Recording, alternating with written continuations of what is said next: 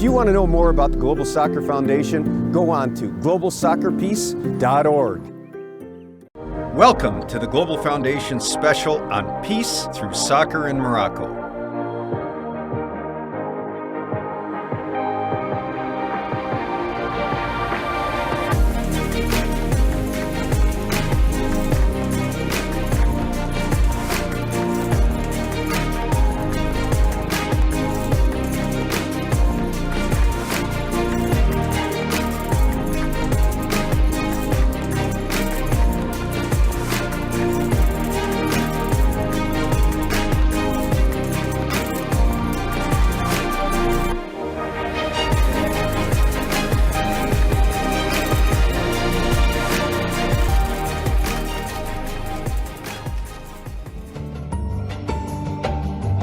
By far, soccer is the world's most popular sport. From providing hope during a time of global distress in the World War II era, to an understanding that all athletes have been created equal. It is in this vein that the beautiful game is, just perhaps, one of the most ideal tools imaginable to spread peace and understanding among nations today, especially at a time when there seems to be widespread despair.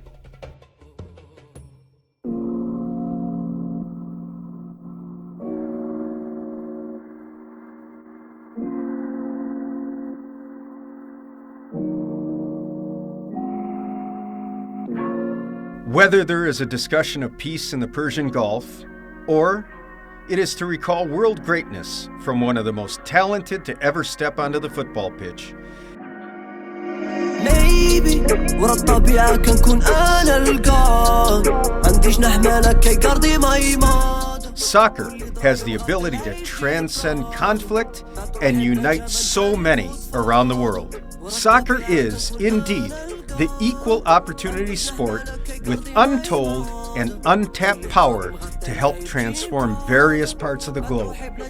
And the country of Morocco is certainly no exception. قلبي باكي دافر تقيد طلب فوق كرسي دانجا هيثم أنفو جاب جن وسط رواحي شيطان دانجا يا ماركري الحوش كي سلايف وسكازا بوركي تقاد الأجل جناحي كونسي نور تحت طلعني جنبك دمي كنزفر كنشوف روحي خارجة من الجسد باقي كامل. As in the rest of the African continent, soccer in Morocco dates back decades. At the same time, Morocco was one of the first African nations to actually qualify for a World Cup. That was in 1970. Needless to say, there is great pride in the national team of Morocco, affectionately referred to as the Lions of Atlas. Morocco is obsessed by football. From beaches to back streets, you'll be sure to find a game almost anywhere you look. And from this production line has emerged some of Africa's finest players. Players such as Aziz Boudabala. كبرت وترعرعت في قلب المدينة القديمة وتما فين تعلمت بطبيعة الحال I was born and brought up within the old city of Casablanca, في العالم and that's where I learned my football.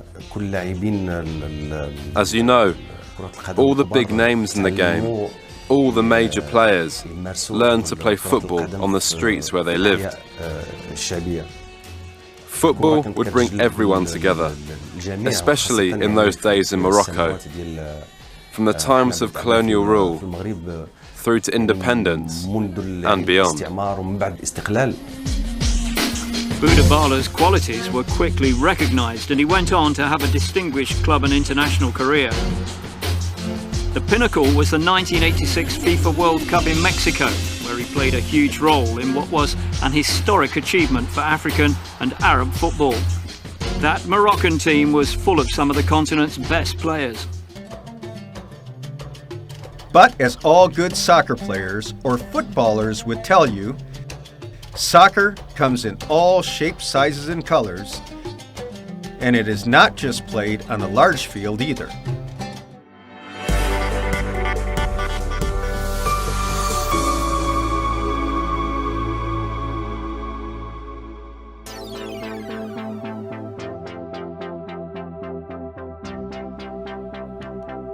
15-year-old Anas Amrani grew up in the poor quarter of Casablanca. His soccer skills have earned him a way out, with a place at the new Mohammed VI Soccer Academy. فالحلم ديالي هو ان شاء الله نولي شي لاعب كبير وشي في اون ايكيب اللي عاليه وان شاء الله لما لاح احتراف، ولكن داك الشيء خصك واحد العمل اللي هو كبير وجدي وتكون دائما جدي في لونطرينمون الا بغيتي توصل داك. The academy is designed to nurture the best of Morocco's footballing talent, with around 60 teenagers enrolled at a time. Its long-term aim? To improve the fortunes of the national team. As in all other nations whose youth are enveloped in soccer, advanced training at the youth level is an imperative feature. To be certain, hard work often pays off. The international profile of soccer in Morocco has changed in recent years as well. Many of its leagues have opened their ranks to foreign players, allowing for greater diversity of play. Morocco has been exporting some of its great homegrown talent in recent decades too. Shamak was no exception. Shamak is fully short cross here, and Shamak's done brilliantly. They are up and running in this season's Premier League. Jerome calling for it, Turner, Shamak! Nearly taken! Marwan Shamak has lifted the roof of Selhurst Park. Morocco has also invested quite notably into its soccer infrastructure, renewing, revamping, and reconditioning older stadiums.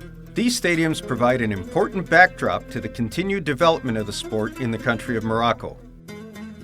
At the end of the day, though, it is not the physical infrastructure of the sport that is transformative per se. Rather, it is the heart and soul behind the sport in Morocco that is renewing the spirit of peace through soccer.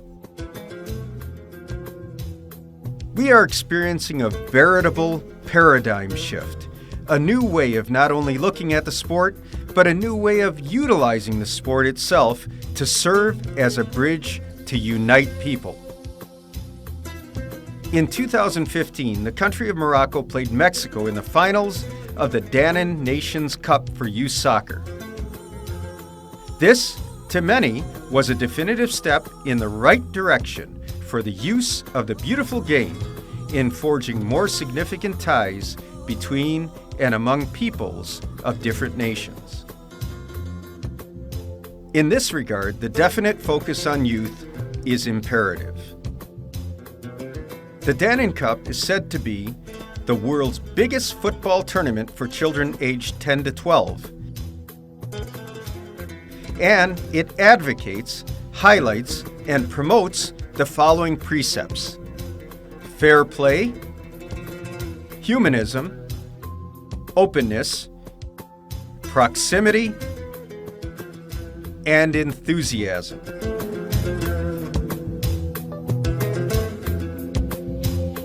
The country of Morocco has played a prominent role in this tournament. One of the best-known Danon international ambassadors for this tournament is none other than World Cup superstar Zidane. But it's not just Danon taking the lead in countries such as Morocco. It's also the United Nations Educational and Scientific Organization, or UNESCO, that has positioned itself at the forefront of this discussion as well. According to UNESCO, youth make up almost 1.2 billion of the world's population, and this number is expected to grow. As of 2016, at least 1 in 4 youth, ages 15 to 29, is affected by violence or armed conflict in some way. The way youth resilience manifests itself is highly dependent on their social, economic, and political environments.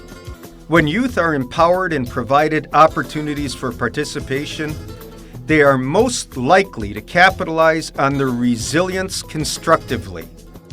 For this reason, youth are the world's most important asset in peace building. UNESCO also says this: we recognize that increased investment in their success is a necessary step in preventing and countering violent extremism. Through its innovative project, known as Prevention of Violent Extremism through Youth Empowerment in Jordan, Libya, Morocco, and Tunisia, UNESCO aims to create opportunities for young women and men to engage as changemakers and peace builders in their immediate communities and wider societies, and to promote a constructive vision of young people as leaders addressing hate-related issues. Of course, these peace-building initiatives have extended well beyond UNESCO.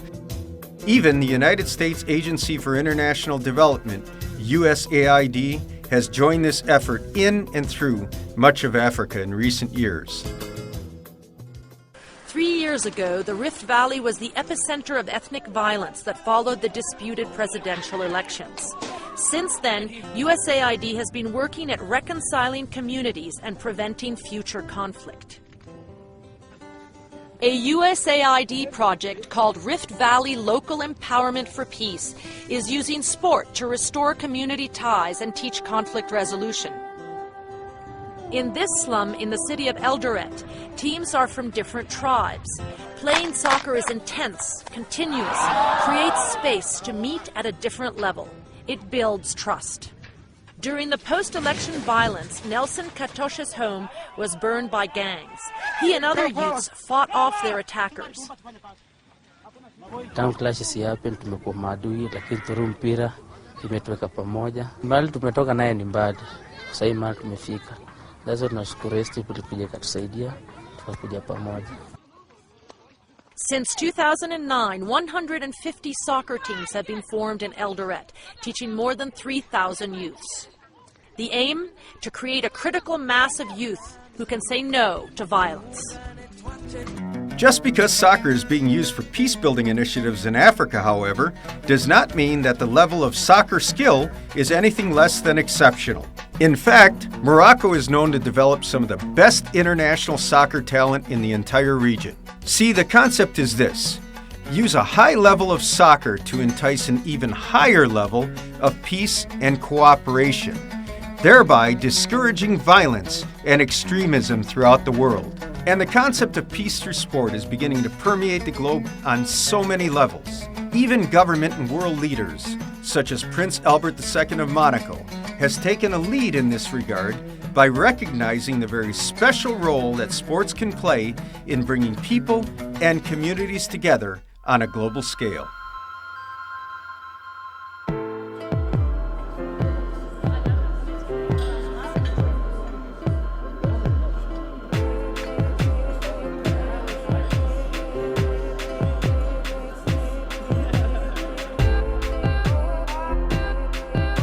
Welcome to His Serene Highness Prince Albert II of Monaco.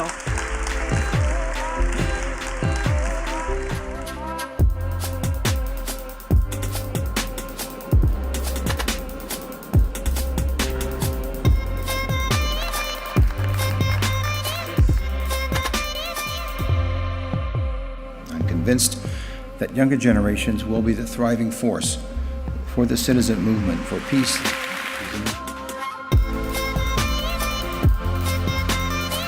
How can we bring awareness and how can we try to teach through our experiences younger generations?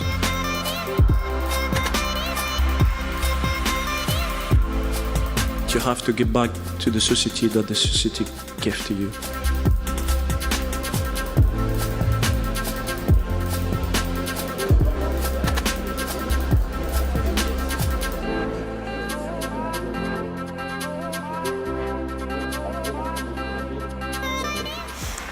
FC Barcelona Foundation and Eric Abidal Foundation. Hold your cards high, that we are united for peace and sport. Thank you very much for being part of this special moment. Thank you so much to everyone. Congratulations.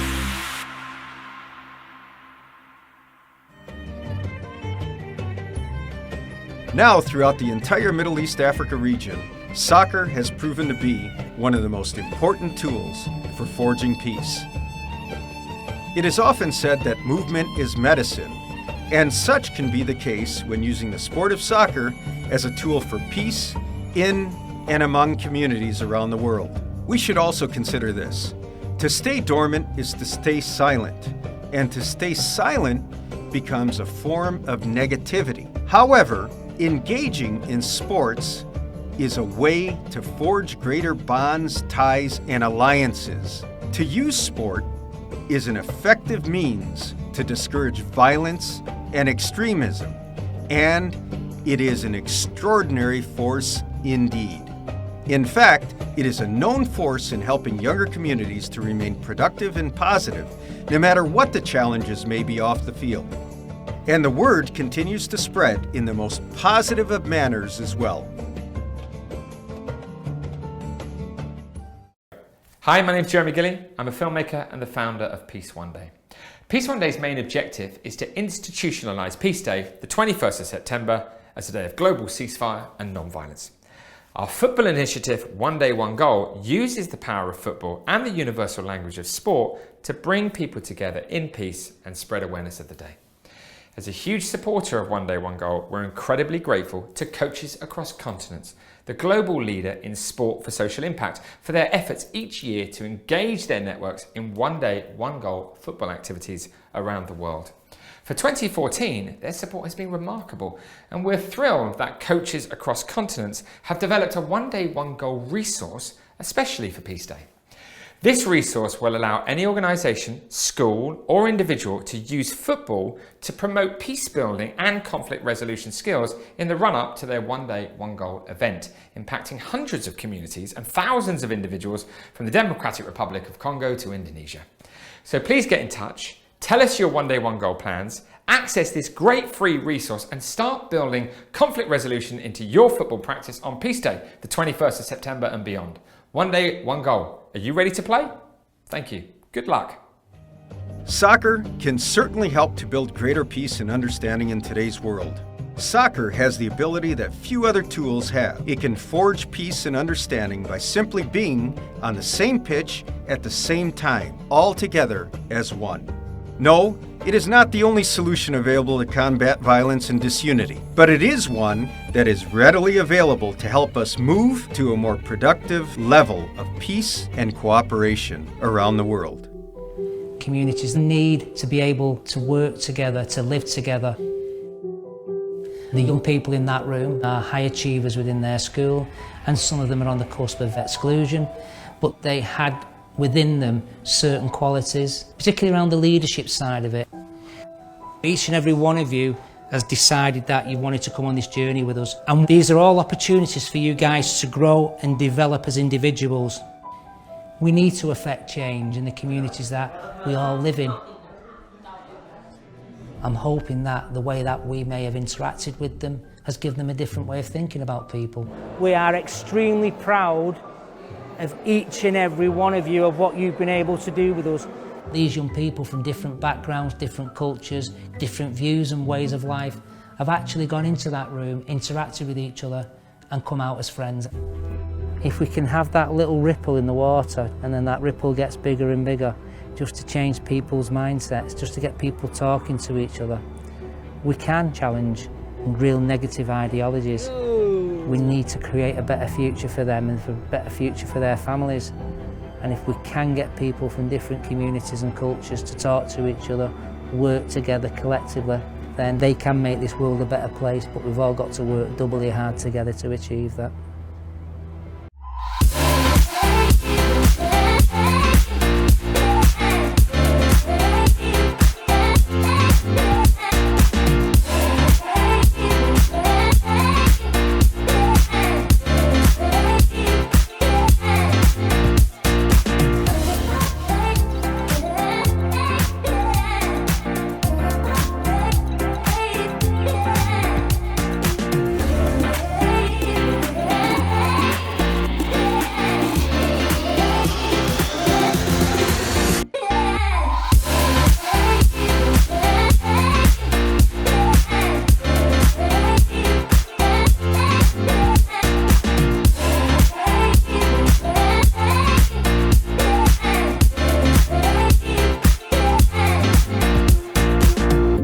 If you want to know more about the Global Soccer Foundation, go on to globalsoccerpeace.org.